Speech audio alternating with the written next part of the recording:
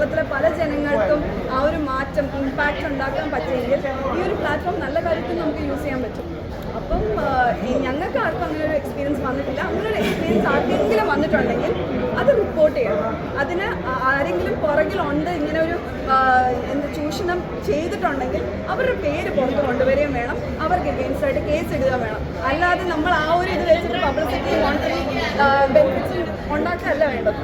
അതും മറ്റിത്രയും പേരെ അനുഭവിപ്പിച്ചിട്ടല്ല അത് ചെയ്യേണ്ടത്. ഇത്രയും കണ്ടസ്റ്റൻസ് ഇപ്പോഴും അനുഭവിച്ചുകൊണ്ടിരിക്കുകയാണ് സംഭവം. അപ്പോൾ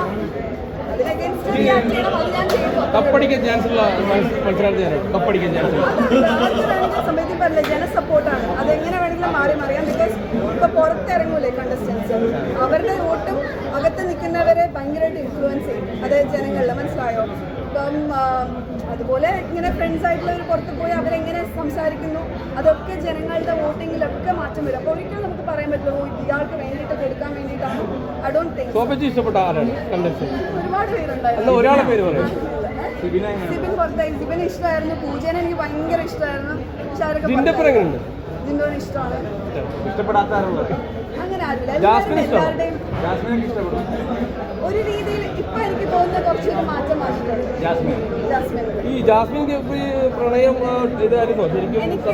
എനിക്കറിയത്തില്ല, അത് അവരോട് ചോദിച്ചാലേ അറിയുള്ളൂ. അവർക്കുള്ളിൽ എന്തായിരുന്നു എന്നുള്ളത് അവർക്കേ അറിയുള്ളൂ. അവരോട് ചോദിക്കും, എനിക്കറിയില്ല. അതിനെക്കുറിച്ച് ഞാൻ ഒരിക്കലും നമ്മള് അങ്ങനെ ഒരു ബാഡ് ആംഗിളിലേക്ക് കൊണ്ടുപോകരുത്. പ്രത്യേകിച്ച് ഈ കുട്ടി അകത്താണ്, ആ കുട്ടിക്ക് വേണ്ടി സംസാരിക്കാൻ ആരും ഇല്ല. അപ്പോൾ ഒരിക്കലും ജാസ്മിന്റെ ഭയങ്കര എനിക്ക് തോന്നുന്നു പുറത്തിറങ്ങി കഴിഞ്ഞാൽ ആ കുട്ടിക്ക് ഭയങ്കര വരാൻ ചാൻസ് ഉണ്ട്, ഇപ്പോഴും വരുന്നുണ്ട്. അപ്പൊ അതെനിക്ക് ആലോചിക്കുമ്പോൾ വിഷമമാണ്. കാരണം നിങ്ങളിവിടെ വന്നേന് എന്തിനാണെന്ന് അറിയാലോ. അപ്പൊ എന്തായാലും ശോഭേച്ചി ബിഗ് ബോസിൽ കാണാൻ പറ്റുമോ ഒന്നുകൂടി?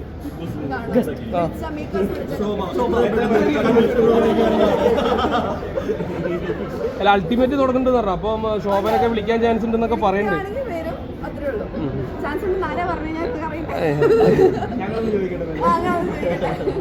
ഓക്കെ എന്നാ